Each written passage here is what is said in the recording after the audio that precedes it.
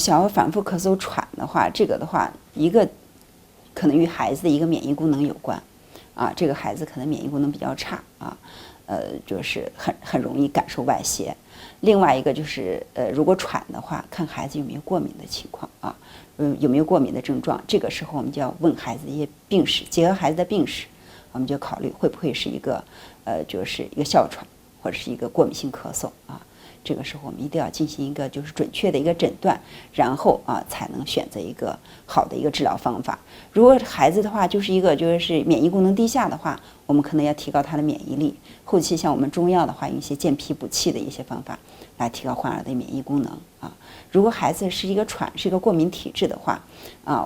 我们就是要在有效的控制他的一个喘的基础上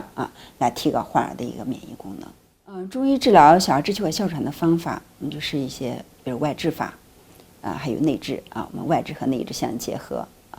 内治的话，我们就主要是服汤药或者是一些中成药，对症的中成药。外治的话，比如我们就是穴位贴敷我们拔罐、走罐